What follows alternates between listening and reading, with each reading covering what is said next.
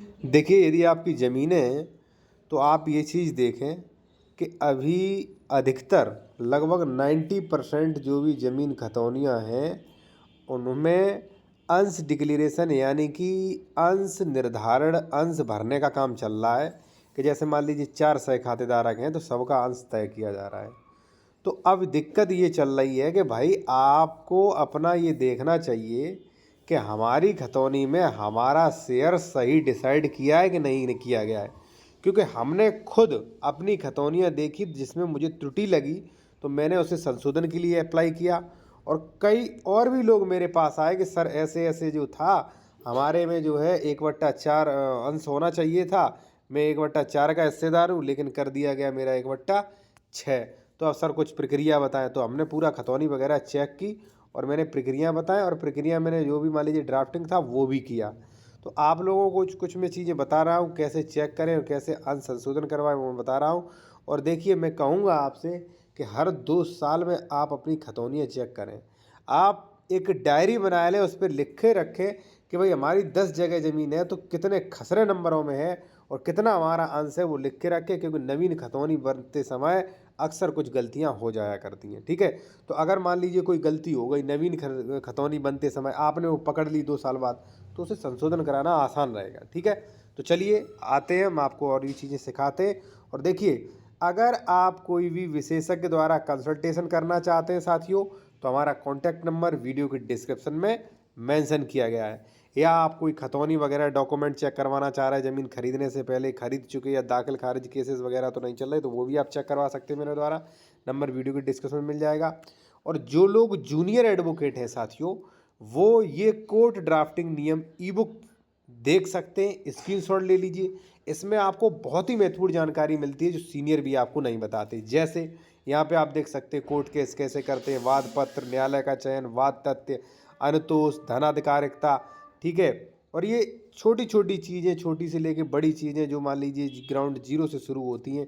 ठीक है, जैसे मान लीजिए स्टे कैसे लें, आदेश स्थगन, दाखिल खारिज कैसे करवाएं, दाखिल खारिज, रेस्टोरेशन, रजिस्ट्री कैंसिलेशन, कब्जा हटवाने के लिए वाद। ठीक है, यहाँ पे ज़मीन बंटवारा, सीमांकन संशोधन, ठीक है, हिस्सा वगैरह संशोधन के लिए।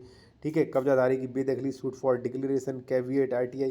तो ये सारी चीज़ें मिलेंगी, इनके नियम मिलेंगे आपको, क्या किस सेक्शन में दिया गया है, और इनकी ड्राफ्टिंग भी मिलेगी आपको कि भाई ड्राफ्टिंग कैसे लिखते हैं कोर्ट के समक्ष। ठीक है, आते सीधा अपने टॉपिक पर। देखिए साथियों, सबसे पहले करना क्या है, अब मैं खुद का आपको बताऊं। देखिए, खुद का मैं आपको बताऊं कि देखिए, हमारी पैतृक ज़मीन जो है साथियों, वो एक गांव में है। ठीक है, मान लीजिए एक्स गांव में है हमारी प्रॉपर्टी की संपत्ति, और मेरी अगर वास्तविकता में सही बताऊं तो मेरी 48 जगह प्रॉपर्टी है।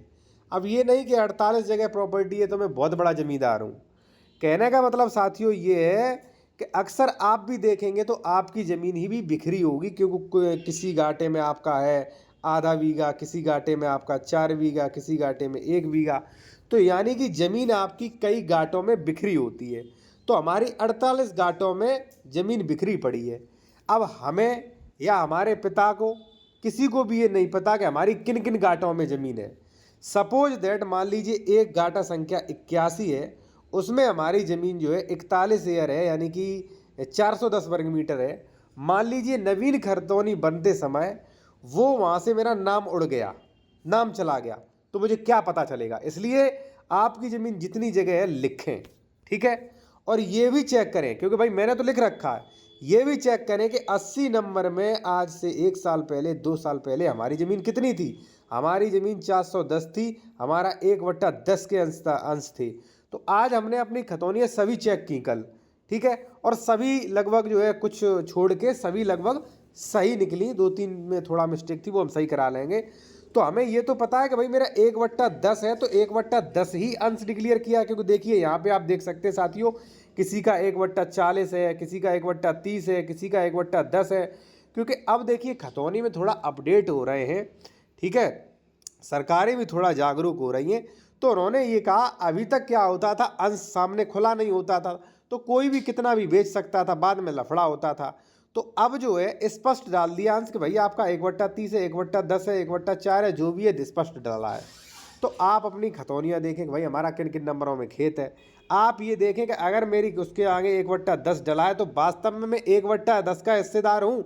अगर नहीं हो, आप 1/5 के हो, तो अभी आप संशोधन के लिए अप्लाई करिए, क्योंकि बाद में अगर आप जाएंगे तो उतनी ही दिक्कत होगी। अब देखिए, एक व्यक्ति ने मेरे पास आया था, मैंने उसका पूरा डॉक्यूमेंट चेक किया।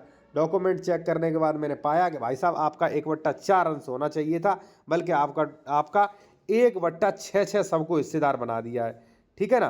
तो इसके हिसाब से साथियों मैंने क्या किया, मैंने जो है यहाँ पे बढ़िया तरीके से ड्राफ्टिंग बनवाया, और ड्राफ्टिंग बनवाने के बाद जो है हमने पूरा इनकी ड्राफ्टिंग की, और इनका अंश भी संशोधन हो जाएगा। ठीक है ना।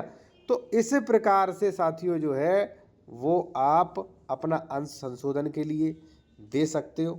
ठीक है। अंश संशोधन में जो धारा उपयोग होती है साथियों, वो है 32/38 UPRC। लेकिन अभी अगर मान लीजिए आप गलती वगैरह पकड़ लेते हैं तो 32/38 में आपको जाने की आवश्यकता नहीं, क्योंकि अभी आपका प्रशासनिक ही सही हो जाएगा। तो इसीलिए मैं कहना चाह रहा हूँ साथियों कि आप लोग अपना चेक करें। ठीक है। चेक करने के बाद डिसीजन लें भाई सही है कि नहीं, और अपनी खतौनियों वगैरह का एक रजिस्टर मेंटेन करें, एक कापी मेंटेन करें, जिसमें अपना रकबा, किन किन खसरा नंबर में है हमारा, कितना शेयर है, वो सब चीज़ लिख के रखें। और 2 साल में या 3 साल में आप चेक भी करवा सकते हैं। ठीक है। इसके अलावा आप अपनी खतौनी ज़मीन मेरे द्वारा चेक कराना चाह रहे हैं तो कॉन्टैक्ट नंबर वीडियो को डिस्क्रिप्शन में मिल जाएगा। आप कोड ड्राफ्टिंग ई बुक लेना चाह रहे हैं ये नियम, तो स्क्रीनशॉट ले लीजिए, देख लेना इसमें क्या क्या मिलेगा। अगर अच्छा लगे तो ठीक।